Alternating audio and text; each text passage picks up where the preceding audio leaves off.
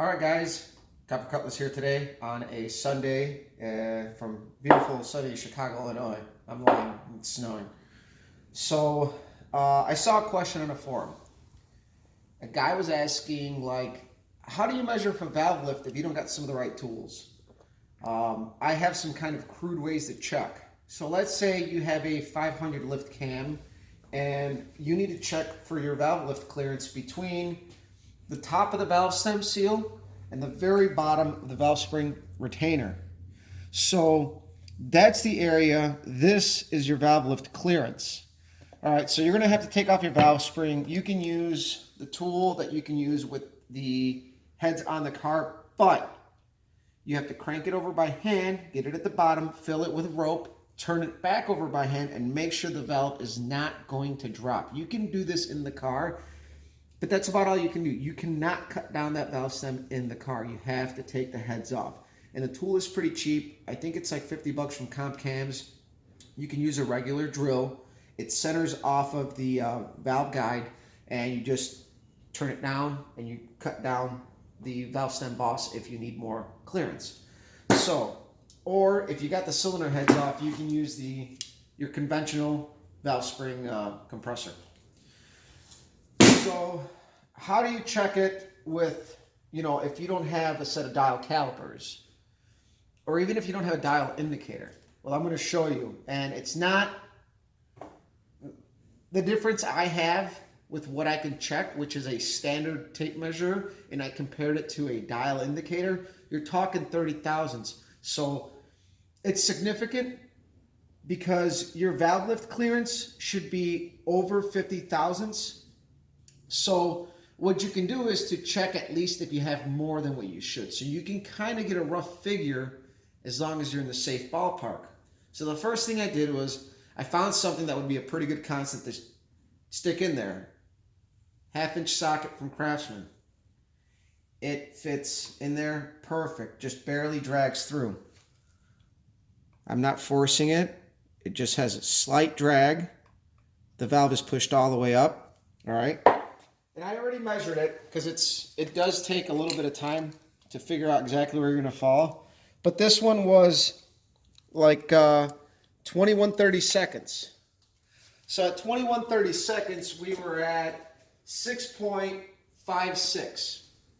6.56 with the tape measure. Now, if you went to a metrics tape measure, you can probably get it a lot closer as those numbers and figures are a lot tighter.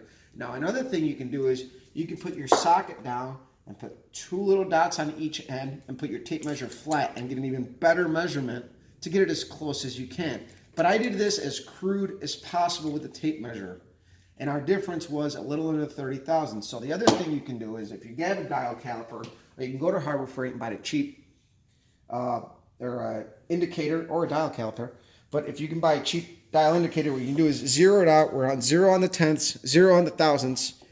You stick your socket underneath,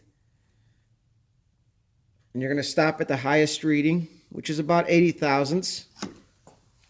Crude there, but so on a 10th scale, we rotated around twice to land on the 6, under the 7, and we landed on 80 thousandths. So that's 0.680.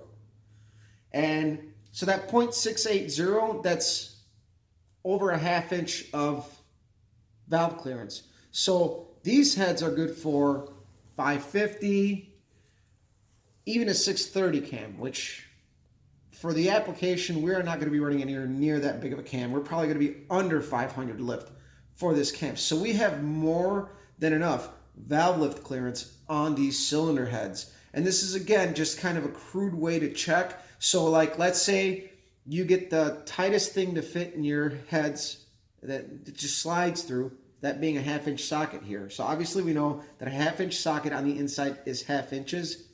So if you got a 1/2 inch of lift and this fits in there, chances are you're going to have more than enough lift, roughly. So again, you can measure, but you have to make sure that you're over 50 thousandths for valve lift clearance. So if you got a 500 lift cam you're going to run, you want 550. That's going to be 0.550.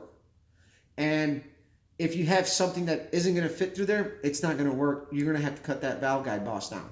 So again, this is kind of a crude way for guys at home to check who don't have necessarily some of the tools.